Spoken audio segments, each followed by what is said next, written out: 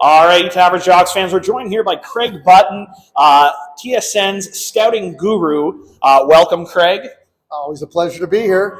Love the name of this, Average Jocks. Thank you. Took me a few tries and a couple beers, but we figured one out. It's amazing what happens with a couple beers. It makes us a lot smarter, doesn't it? That's very true. I don't know if my wife would agree, though. Obviously, you're here to offer your expertise. I was at the game we were watching earlier, the Canada East versus West.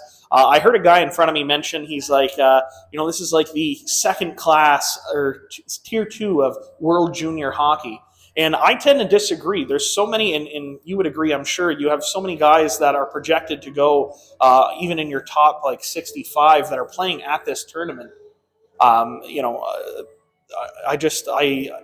don't know. Can you just explain maybe to the viewers what kind of hockey they see here? Well, I mean, I think it might not have the same profile as some of as a World Junior Hockey Championship or an under-18 tournament, and certainly there's not as many quality players as here. But what I would say is they're players that I would call diamonds in the rough. Mm-hmm. There's a lot more players here that are going to need a little bit longer path towards achieving that success. Mm-hmm. But it doesn't mean that they don't have lots of potential. They do have lots of potential.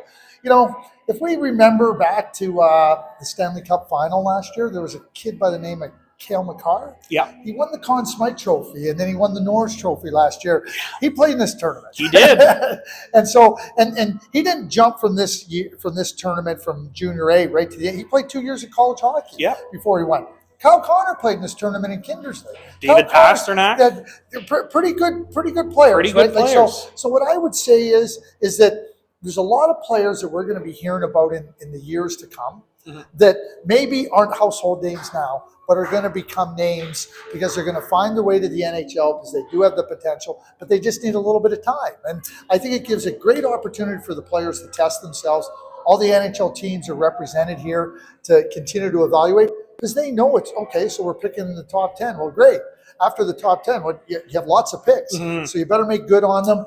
A lot of players are going to come from this tournament and have a chance to be really good NHLs. I mean, Sam Rinzel, who's already drafted by Chicago, I mean, there's no question in my mind he's going to play in the NHL and he's going to play there for a long, long time. And I believe his D partner Strafman as well is a good puck-moving defenseman. There's Otto Stenberg from Sweden and Farshall, two other good Swedes, and I believe Tom Wielander that you have high on your list as well. All great players in this tournament. And, there's some others. I know Hudson Malinowski's really impressed me from Canada West, and Ethan Morrow from Canada East, their goaltender. But like you said, everybody going the college route is where they find in this tournament. And there's so many good college players that end up coming to the NHL.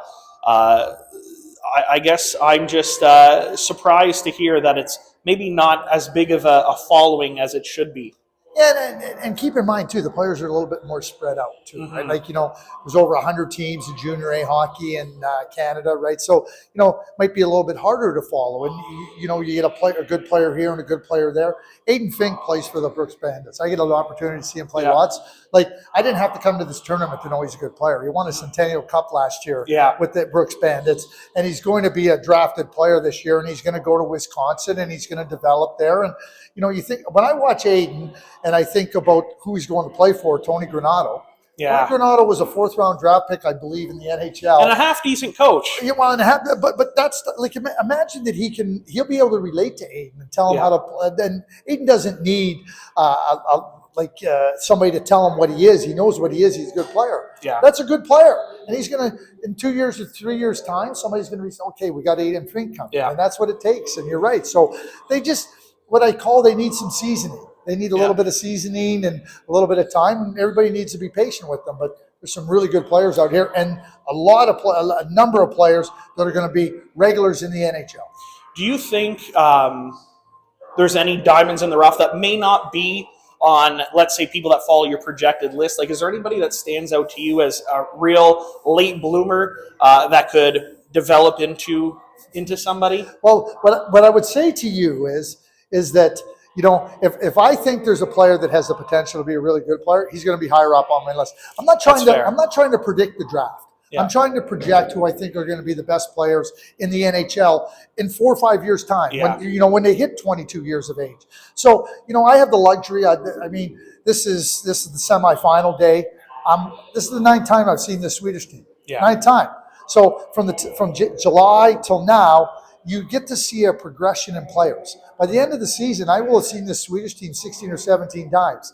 So I'll have a really good feel for where they were from the beginning of the season to the end of the year.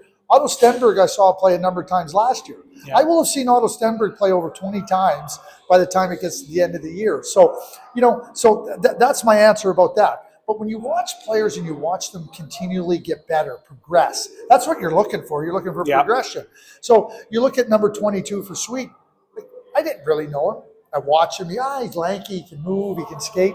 Well, now Wahlberg, you're watching him, and he's just like, he just keeps getting better and better and better and better. So I don't know if he's a diamond in the rough. I don't know if he's a later round draft pick, but all I know is as I watch him play, I watch Tommy Wielander play, and he screams NHL defenseman. Yeah. And like, he's so good in so many areas. And so, I mean, those are just a couple of guys. One guy that I think really high love, but I'm not closing my eyes on any of these guys because they're, and Forrest Fowl, who's not the biggest guy, every game I go to, he catches you.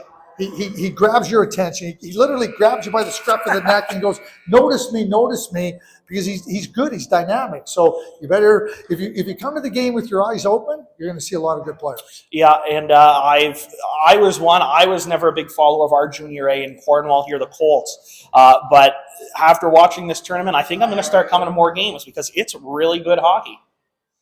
So I want to thank Craig. I'll let you catch back the third period, and hopefully we can get you on again. Yeah, for sure. Thanks, Pleasure. Craig. Thank you.